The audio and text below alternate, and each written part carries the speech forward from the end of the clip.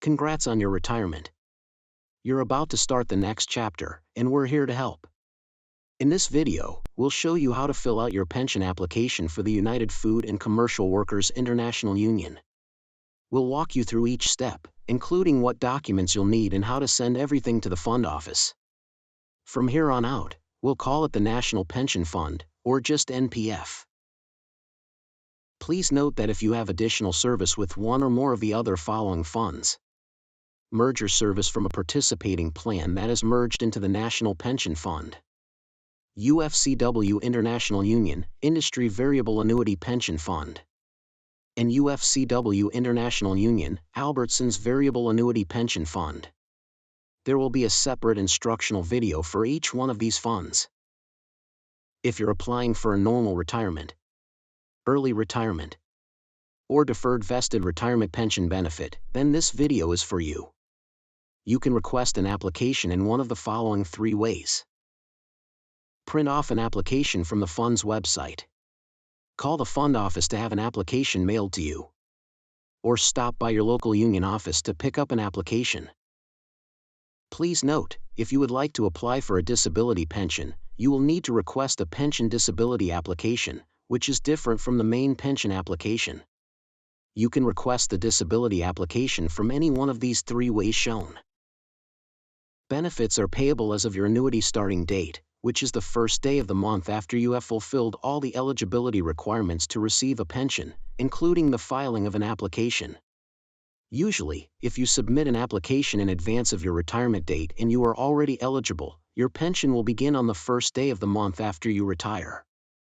To allow sufficient time for processing your application, please apply at least 90 days prior, but no more than 6 months prior to your planned retirement date. Before we begin reviewing the application, here are a few important items to note about collecting your pension. First, you must complete a bona fide separation from your employer, meaning you must terminate your employment before you can start collecting your pension. Second, if you are wanting to retire and then go back to work full or part-time, you will need to wait at least 30 calendar days after you are terminated, during which should include your annuity starting date, and then you may return to work with your former employer.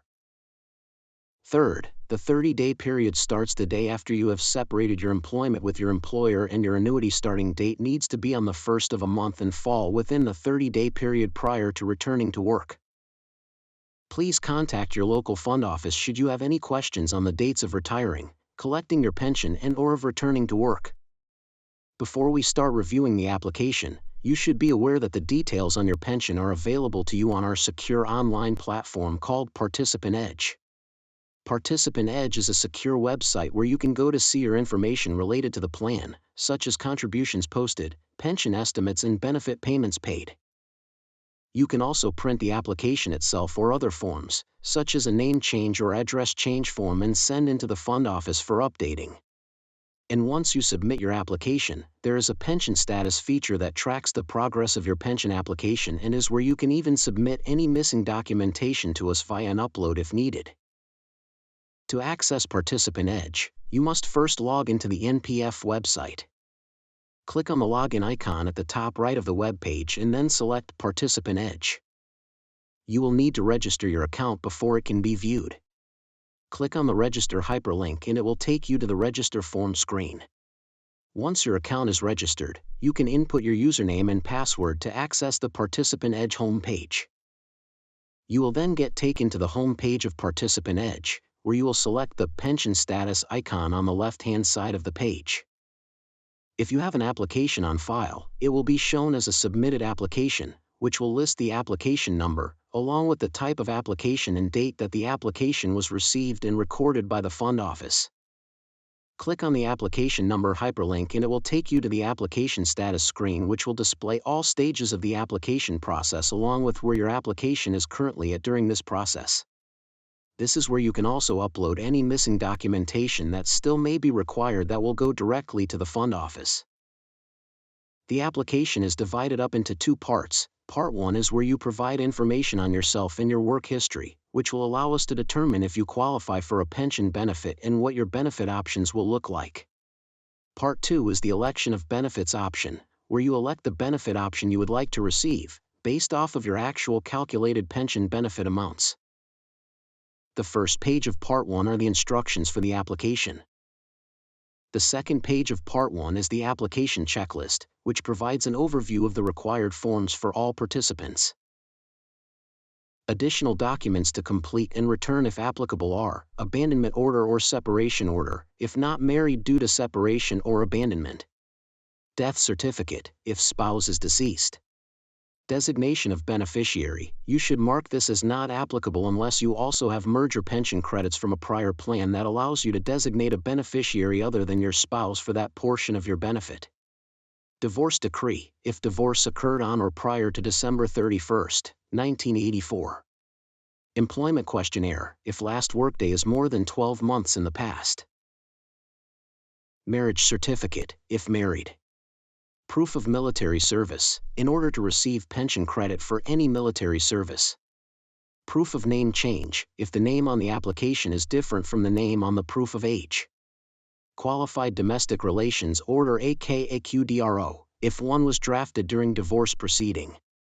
And spouse's proof of age, if married. Once you have completed the following documentation, please provide all of it along with any applicable supporting documentation to the fund office. Please mail the entire package to the address shown here. Note that application kits that are either mailed to you or that you pick up from your local union office should have a postage-paid envelope that you can use to mail in your application and related supporting documentation. Once your application is received by the fund office, you will receive a text message. Provided you opted in to receive text messages in the application, you should get your first text message confirming the receipt of your application by the fund office. This status will also be available in Participant Edge, under the Pension Status option. Once Part 1 of your application has been processed, the fund office will mail out Part 2 of the application, which is the election of benefits package. You must complete and return all documents related to your benefit election. If you make any corrections on the forms listed below, then you must place your initials next to the change. Please note that any missing or incomplete documents may delay the release of your retirement benefit. If you have any questions, please contact the fund office. The first benefit election form you must return is the National Pension Fund Form of Payment Election.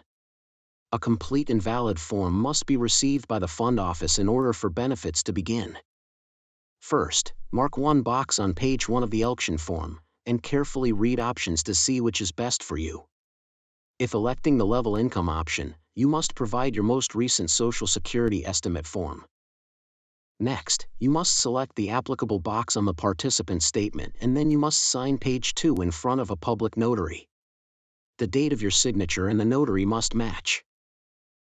If you are married and choosing a benefit form other than the 50% spouse joint and survivor annuity, then your spouse must complete page 3 and have their signature notarized. Again, both signature dates must match. Next, if you qualify for any retroactive benefit payments, you will need to complete a retroactive annuity starting date election form. You will need to select if you would like the retroactive pension benefit option, which is a one-time, lump sum benefit payment, or a prospective pension benefit option, which will result in an actuarial increased monthly benefit payment amount.